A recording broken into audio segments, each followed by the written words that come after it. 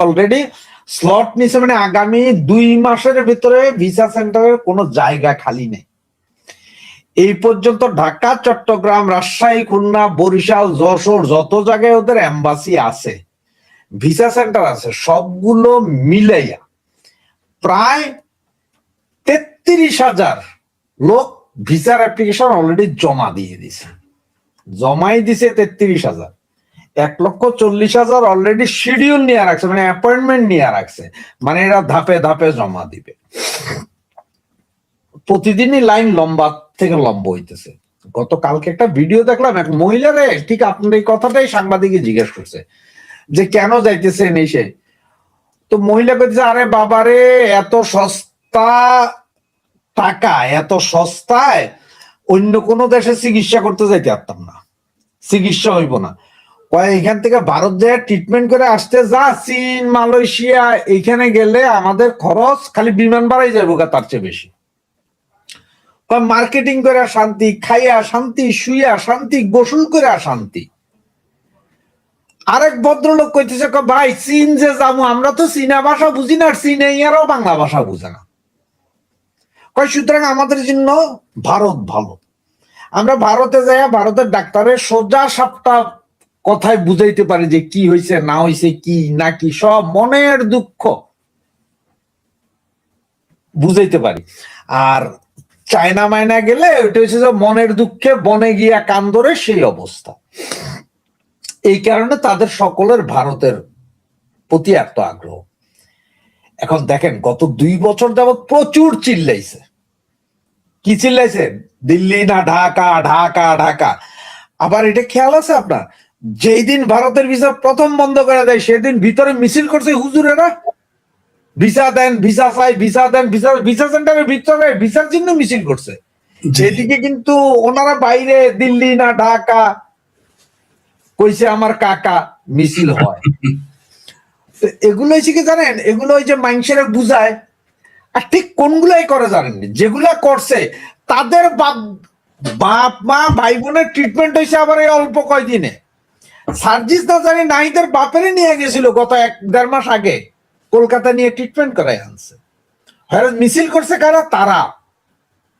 ওই যে আর একটা পাগল আছে না, ভয় কারে দেখাস, এই বেটার আত্মীয়র বিচার ভিন্ন বোধ হাতে পায়ে ধরে নাকি বিচার করে আত্মীয় ট্রিটমেন্ট করে আনছে। ঘটনা হচ্ছে এই যারা এই স্লোগান তুলছে, মিছিল তুলছে, এরা সব গেছে এইখানে কোথায়? ভারতে ট্রিটমেন্ট করতে। আর আমার মতন আপনার মতো পাগল ছাগল দেখলে পিছিয়ে পিছিয়ে হ্যাঁ হ্যাঁ হ্যাঁ আমরা জিহাদ করে ফেলাই দিছি, হেরা যায় মরছে, হেরা যায় গেছে এম্বাসি আক্রমণ করতে, পাথর মারতে, যাতে ভিসা সেন্টার বন্ধ হয়ে যায়। কারণ হচ্ছে যে এই যেগুলো আছে না শয়তান, এদের চিন্তা হচ্ছে ভাই আমরা তো হাতে পায়ে ধরে হইলে একটা লাইন করে জামুগা, মরলে শালার বাঙালি মরবো, অসুবিধা কি, কিন্তু আমাদের দবদবা তো থাকতে হবে। আমাদের বিশাল দবদবা, আমরা ভারতের বিরুদ্ধে আছি। এটা যে টেকনিক, মানে হেরা রাইতের আন্দারে ঠ্যাং ধরে ফেলাইব, দরকার ঠ্যাং সাইটও দিব, মোদি সাহেবের ওইটাও সাইটা দিব, কষ্টে পড়বেন আমি আর আপনি। তা না হইলে 1,40,000 ভিসা স্লট, ভাই 3 মাসের কোন স্লট আর বাকি নাই নাকি? এইখানে এখন যদি কেউ যদি চেঞ্জ করে বা এদিক ওদিক করে, তাইলে হয়তো কেউ ঢুকতে পারবে। সবাই ভিসা স্লটের জন্য পয়সা রয়েছে, উপায় নাই। এটা সম্ভবত 20 মিনিট, একজনের জন্য 20 মিনিট। কেন আপনি বলতেন ভাই 1,40,000 কেমনে? 1,40,000 যে হিসাবটা হেদের কাছ থেকে নিলাম, কোন কোন পরিবারে 5 জনও আছে, মানে হাজব্যান্ড ওয়াইফ যেতেছে ট্রিটমেন্টের জন্য, কিন্তু ছোট ছোট বাচ্চা আছে, এদের কোথায় রেখে যাবে? 20 দিন 25 দিন একবার যেত, ওটা 5টার জন্য 1 স্লট, একজনের জন্য 1 স্লট, এইভাবে 1,40,000 slot already booked. 33,000 visa file already জমা। এরপরও কয় ঢাকা না দিল্লি। এখন যমুনা ফিউচার পার্ক থেকে নাকি মিছিল এই লাইন যাইতে যাইতে হাদি ভাইয়ের ওই মাউয়া কাউয়ার ভিতরে ঢুকে গেছে গা। এখন ওইখান থেকে শুরু হয়েছে। আমি মাঝে মধ্যে কই যে নজরুল চাচা, যে কাজী নজরুল চাচা আর কি, আমার চাচা হয়, আমার আপনার মনে কিছু নিয়েন না। ও আমার কালকে আমি কইছিলাম যে চাচা হাদি তালিবর্ষ ও অন্তঃস্থের হাদি যদি আমার ভাতিজা হইতে পারে, ভাবির ফোলা, তো নজরুল ইসলাম তো আপনার চাচা হইতেই পারে। না, ও চাচা তো ডাইরেক্ট কথা হয়, আবার ফোনে তো কইলাম যে চাচা হাদি কাকার একটু ডাইকা দেন, শালার কি শুরু করছে দেখছেন, এরা ভিসা দিতেছে। হাদি কাকা কিন্তু সব সিরা ফালাই দিতে কম, এদের এদের সিরা মিরা ফালাই দিতে কম। বঙ্গু আমরা বুঝুম না একটা কথা, বাস্তব সবসময় ফরিদ ভাই কয়, আমি কই, মাসুদ ভাই আপনি নিজেও বহুত সময় বলেন যে সব চেঞ্জ করা যায়, প্রতিবেশী চেঞ্জ করা যায় না। জি, যেমন বাপে পুত্রের সম্পর্ক সারাদিন দিকে দেখা হবে না, কিন্তু ডিএনএ টেস্ট করেন কাজে বাপের রক্ত আর পোলার রক্ত একই দেখা যায়। গতকালকে হঠাৎ করে ফেসবুক খুলতে খুলতে দেখতেছি আমেরিকা থেকে এক ইউটিউবার, আমেরিকান এক ইউটিউবার, ও বিভিন্ন দেশের বিভিন্ন জায়গার উপর রিসার্চ করে। হে কইতেছে আজ থেকে 150 বছর আগে বাংলাদেশ নাকি বৌদ্ধদের ছিল ভাই। সে জায়গার ম্যাপ ট্যাপ কইরা কোথায় কোন মূর্তি ছিল, কি ছিল, ডায়াগ্রাম কি ছিল, সব দেখাইতেছে, লক্ষ লক্ষ লোকে দেখতেছে। তখন আমি চিন্তা করলাম, শালার কি একটা অবস্থা শুরু হইল। এ তো প্রচার চতুর্দিকে, মানে এবার বৌদ্ধ, তো বৌদ্ধ কোন দিকে আছে ভাই? বার্মায় বৌদ্ধ আছে, বার্মা তো বুদ্ধিস্ট কান্ট্রি। চায়নাতে 60% লোক নাস্তিক ভাই। জি জি জি, বার্মা, থাইল্যান্ড 18% বুদ্ধিস্ট চায়নাতে, 90% বুদ্ধিস্ট দেশে মায়ানমার। ওই যে ভাঙবো কইতেছে, আমরা তো মস্কারি করতেছি সবাই, আর এরা কিন্তু প্রপাগান্ডা ঠিক মতোই চালাইতেছে। কোথায় বৌদ্ধ বিহার, কোথায় বৌদ্ধ মূর্তি আছে, এগুলো দেখাইতেছে আজ থেকে 100 বছর আগে নাকি।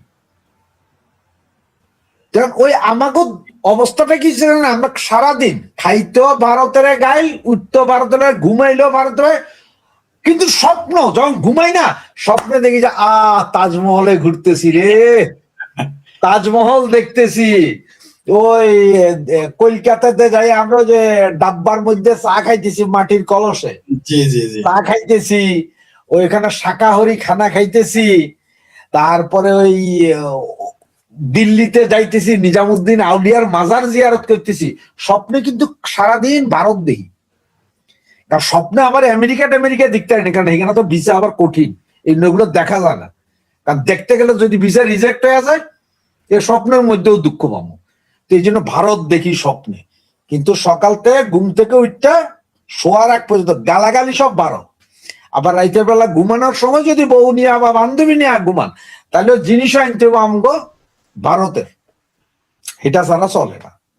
তো এই আমাদের জাত, ভারতরে আপনি বদলাইতে পারবেন না। ভারত বড় দেশ, এটা ঠিক যে আপনি ভারতের সাথে কথা বলতে পারেন, ঝগড়া করতে পারেন, ভাই ভাই হিসেবে ঝগড়া করতে পারেন যে আমাদের এটা লাগবে, আমাদের থেকে এটা নিতে হবে, কিন্তু ভারতরে আপনি একেবারে সাইড করে দিতে পারবেন না। আমার চিকিৎসার জন্য ভারত দরকার, আমার শিক্ষার জন্য ভারতের দরকার। আরে এই যে কওমি মাদ্রাসার যেসব হুজুরেরা লাফায়, দেওবন্দ মাদ্রাসার ওস্তাদ সব ভারতের থেকে দেওবন্দ মাদ্রাসাতে শিক্ষা নিয়ে আইসা বাংলাদেশে বসে আছেন ওনারা ফতোয়া জারি করেন। তারপর যাবেন কই?